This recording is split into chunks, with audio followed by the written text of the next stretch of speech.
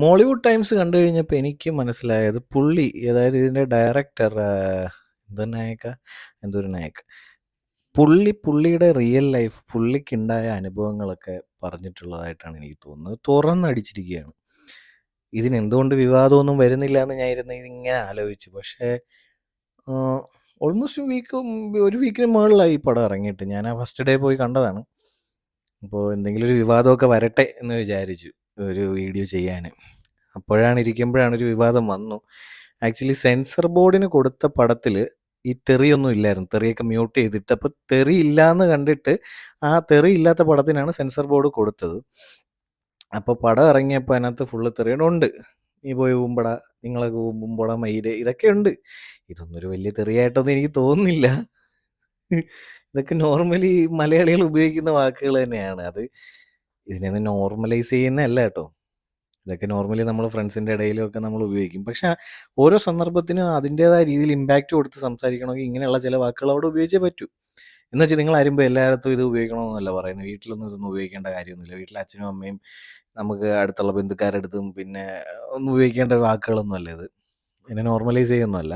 അപ്പോൾ censor board ഇതിന് പിന്നെ കൊടുത്തിരിക്കുകയാണ്, ഒരു കത്തി വെച്ചിരിക്കുകയാണ്. ഇപ്പം എന്തൊക്കെ പണി കിട്ടാൻ പോകുന്നുണ്ട് ഈ പടത്തിന്. പണി കിട്ടിയെന്നാണ് തോന്നുന്നത്. ഞാൻ ലേറ്റസ്റ്റ് കിട്ടിയ അപ്ഡേറ്റ് പ്രകാരം സെൻസർ ബോർഡ് എന്തോ പടത്തിന് വിഷയമായിട്ടുണ്ട്. ഇപ്പോൾ ഇനി അത് കേസൊക്കെ ആവും. അപ്പോൾ ഞാൻ പറയാൻ വന്ന വിഷയം അതൊന്നുമല്ല. ഈ വിവാദം വരുമെന്ന് ഞാൻ നേരത്തെ എക്സ്പെക്റ്റ് ചെയ്തിരുന്നു. പക്ഷെ പറയാൻ വന്ന വിഷയം, ഒരു പടത്തിന്, ഒരു കലാസൃഷ്ടിക്ക്, അല്ലെങ്കിൽ എന്തിനെങ്കിലും ഒരു കലയ്ക്ക്, ഒരു മൂവിക്ക്, ഈ ഒരു പടത്തിന്, ഒരു മൂവിക്ക് പ്രോപ്പറായിട്ടൊരു റാപ്പ്, പ്രോപ്പറായിട്ടൊരു എൻഡിങ്, ഒരു പ്രോപ്പറായിട്ട് ഇങ്ങനെ ആയിരിക്കണം എൻഡിങ്, അല്ലെങ്കിൽ എല്ലായിടത്തും നായകൻ ജയിക്കണം, അല്ലെങ്കിൽ ഒരു ഹാപ്പി എൻഡിങ് ഇങ്ങനെയൊക്കെയുള്ള സാധനം എല്ലാം വേണമെന്ന് എവിടെയാണ് എഴുതി വെച്ചിരിക്കുന്നത്? എവിടെയാണ് അങ്ങനെ ഒരു സാധനം? നമ്മൾ കണ്ട് ഇത്രയും നാളും ശീലിച്ച സാധനങ്ങൾ വെച്ചിട്ടാണ് നമ്മൾ ഇതൊക്കെ ജഡ്ജ് ചെയ്യുന്നത്, ഇങ്ങനെ ആയിരിക്കണമെന്ന്. പക്ഷേ ഈ പടത്തിൽ എനിക്ക് ഏറ്റവും ഇഷ്ടപ്പെട്ടത്, ഈ പടത്തിൻ്റെ സംവിധായകൻ, ഈ പടം എടുത്ത ആള്, പടം ഇങ്ങനെ ആയിരിക്കണം ഒരു പടത്തിന് എൻഡിങ് വേണ്ടത് എന്നുള്ള ഒരു എന്താ പറയുക, ഒരു കൺസെപ്റ്റിനെ പൊളിച്ചടുക്കിയിരിക്കുകയാണ്. ഞാനിത് തിങ്ക് ചെയ്തത്, അത് ഈ സിനിമ കണ്ടു കഴിയുന്നവരെ ഞാൻ തിങ്ക് ചെയ്തില്ല. സിനിമ കണ്ടു കഴിഞ്ഞ് ഇറങ്ങി പുറത്തോട്ട് ഇറങ്ങിയപ്പോൾ ഒരു കപ്പിള് ഈ പടത്തിനെ പറ്റി അവർ സംസാരിച്ചുകൊണ്ടിരിക്കുന്നത് ഞാൻ ജസ്റ്റ് ഇപ്പോൾ പാസ് ചെയ്തപ്പോൾ കേട്ടു. അതിനകത്ത് അവർ പറഞ്ഞ ഒരൊറ്റ സാധനമാണ് എനിക്ക് കിട്ടിയത്. പടത്തിന് പ്രോപ്പറായിട്ട് റാപ്പ് ഇല്ലായിരുന്നു. പടം കൊള്ളാം, പടം പ്രോപ്പറായിട്ട് റാപ്പ് ചെയ്തില്ല. അപ്പോൾ എൻ്റെ ചോദ്യം, ഒരു പ്രോപ്പർ റാപ്പ് എവിടെ വേണം? എന്തിനാണ് വേണ്ടത് ഒരു പ്രോപ്പർ റാപ്പ്? ഇതെന്താ ആർക്കെങ്കിലും ഗിഫ്റ്റ് കൊടുക്കുകയാണോ? ആർക്കും ഗിഫ്റ്റ് തരുന്നതല്ല. ഒരു നല്ലൊരു കലാസൃഷ്ടിയാണ്. അയാൾ അതിൻ്റെ രീതിയിൽ എൻഗേജിങ് ആയിട്ട് എടുത്തിട്ടുണ്ട്. ആൾ കൺവേ ചെയ്യാൻ ഉദ്ദേശിക്കുന്ന സാധനം പ്രോപ്പറായിട്ട് അവിടെ കൺവേ ചെയ്തിട്ടുണ്ട്. അത് കൺവേ ചെയ്ത് കഴിഞ്ഞാൽ നായകൻ അവിടെ ജയിക്കണം, നായകൻ ഇന്ന ലെവലിലെത്തണം. നമ്മുടെ എക്സ്പെക്റ്റേഷനകത്ത് വരുന്നതല്ലല്ലോ മൂവി. നമ്മുടെ എക്സ്പെക്റ്റേഷന് അവസാനം നമ്മുടെ എക്സ്പെക്റ്റേഷനിൽ കൊണ്ടെത്തിക്കും മിക്ക പടങ്ങളും. പക്ഷെ അത് എത്തിക്കണമെന്നുള്ള നിർബന്ധമൊന്നുമില്ല. അത് ഒരു എന്താ പറയുക, ക്രിയേറ്റീവ് ഫ്രീഡം ഇല്ലേ ഈ സംവിധായകനും ബാക്കിയുള്ള അതിൻ്റെ പിന്നിലുള്ള ആൾക്കാർക്ക്. അപ്പോൾ എൻ്റെ ചോദ്യം, ഒരു കലാസൃഷ്ടിക്ക് അല്ലെങ്കിൽ ഒരു ഒരു ഒരു ഒരു ഒരു മൂവിക്ക് പ്രോപ്പറായിട്ടൊരു റാപ്പ് വേണോ? എൻ്റെ അഭിപ്രായത്തിൽ അത് വേണ്ട. പടം ത്രൂ ഔട്ട് എങ്ങനെ പോയോ ആ മീറ്ററിൽ തന്നെ പടം അവസാനിപ്പിച്ചിട്ടുണ്ട്. ആ മീറ്ററിൽ നിന്ന് കൂടിയിട്ടുമില്ല, കുറഞ്ഞിട്ടുമില്ല. ഒരു മീറ്റർ ഇങ്ങനെ പോവും, ആ മീറ്ററിൽ അവസാനിക്കുകയും ചെയ്തു.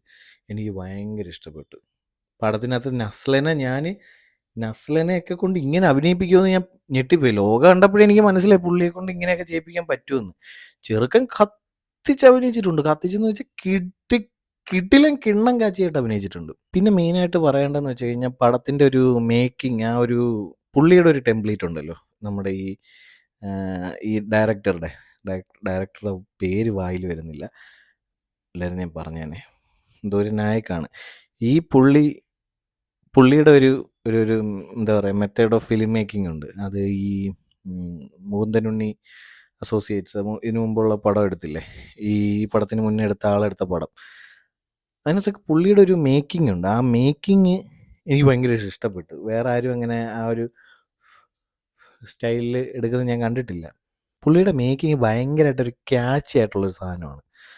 അത് വേറെ ആരും അങ്ങനെ ഒരു എന്താ പറയുക, ഒരു സിഗ്നേച്ചർ കൊടുക്കുന്നതായിട്ട് ഞാൻ ശ്രദ്ധിച്ചില്ല. പക്ഷേ പുള്ളിയുടെ മൂവിക്ക് ഒരു സിഗ്നേച്ചർ ഉണ്ട്. അതായത് നമ്മുടെ ഉം, രാഹുൽ സദാശിവൻ. രാഹുൽ സദാശിവൻ്റെ മൂവിക്കൊക്കെ ഒരു സിഗ്നേച്ചർ ഉണ്ടല്ലോ, പുള്ളിയുടേതായ ഒരു സിഗ്നേച്ചർ. അതേപോലെ പ്രിയദർശൻ്റെ മൂവിക്ക് ഒരു സിഗ്നേച്ചർ ഉണ്ട്. അതുപോലെ തന്നെ പത്മരാജൻ്റെ മൂവിക്ക്, സത്യം പറഞ്ഞു കഴിഞ്ഞാൽ പത്മരാജൻ്റെ മൂവിക്കൊന്നും സിഗ്നേച്ചർ ആവാം, അതിവിടെ നമ്മൾ പറയേണ്ട കാര്യമില്ല. അതൊരു വേറൊരു സാധനം തന്നെ. പത്മരാജൻ എന്ന് പറഞ്ഞാൽ സിഗ്നേച്ചറിൻ്റെ ആളല്ല. പത്മരാജൻ എന്ന് പറഞ്ഞു കഴിഞ്ഞാൽ വേറൊരു ഐറ്റം. അതിവിടെ പറയേണ്ട ആവശ്യമില്ല. അത് പറഞ്ഞു കഴിഞ്ഞാൽ അതൊരു കുറച്ചിലായിപ്പോൾ, പുള്ളിയെ കുറയ്ക്കുന്ന പോലെ ആയിപ്പോൾ. പുള്ളിയൊക്കെ ഞാൻ ഗോഡായിട്ട് കാണുന്ന ഒരാളാണ്. അതുകൊണ്ട് അതിനൊന്നും ഇവിടെ പറഞ്ഞ് ഞാൻ ചെറുതാക്കുന്നില്ല. അതുപോലെ ഈ ഡയറക്ടറിനൊരു സിഗ്നേച്ചർ ഉണ്ട്. അതിവിടെ അതൊരു ആ ഒരു മീറ്റർ കൂടിയില്ല കുറഞ്ഞില്ല, ആ ഒരു മീറ്ററിൽ തന്നെ പോയി.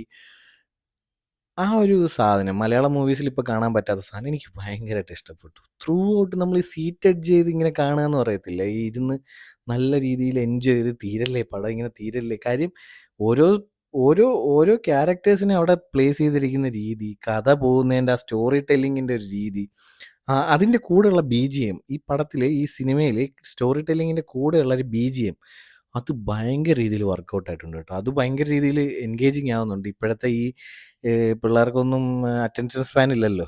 ഭയങ്കര അറ്റൻഷൻ സ്പാൻ കുറവാണ്. ഷോർട്സ് കണ്ട് കണ്ട് എനിക്ക് അറ്റൻഷൻ സ്പാൻ കുറഞ്ഞു തുടങ്ങിയിട്ടുണ്ട്. ഇപ്പോൾ ഷോർട്സ് കണ്ട് കണ്ട് കണ്ടിട്ട് ഭയങ്കരമായിട്ട് കുറഞ്ഞു. അപ്പോൾ എന്നെ പോലെയുള്ള ഈ അറ്റൻഷൻ സ്പാൻ കുറഞ്ഞവർക്ക്, ഇപ്പോഴുള്ള ആൾക്കാർക്കെല്ലാം ഇങ്ങനൊരു മൂവി ഭയങ്കരമായിട്ട് എൻഗേജിങ് ആവും. കാര്യം അതിൻ്റെ കൂടെ പോയിരിക്കുന്ന BGM ആണ് മെയിനായിട്ട്.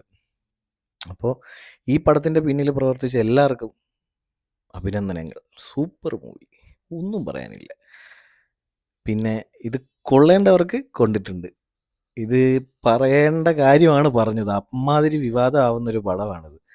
ആരെയും പറയാതെ പുള്ളിക്ക് അനുഭവപ്പെട്ട കാര്യങ്ങളാണ്. അത് പുള്ളിയുടെ ഒരു ഇൻ്റർവ്യൂ കണ്ടപ്പോഴേ എനിക്ക് മനസ്സിലായി. പുള്ളിക്ക് പേഴ്സണലി അനുഭവപ്പെട്ട കാര്യങ്ങളൊക്കെ വെച്ചിട്ടാണ് ഈ കഥകൾ ഉണ്ടാക്കിയിരിക്കുന്നത്, ഈ സിനിമ ഉണ്ടാക്കിയിരിക്കുന്നത്.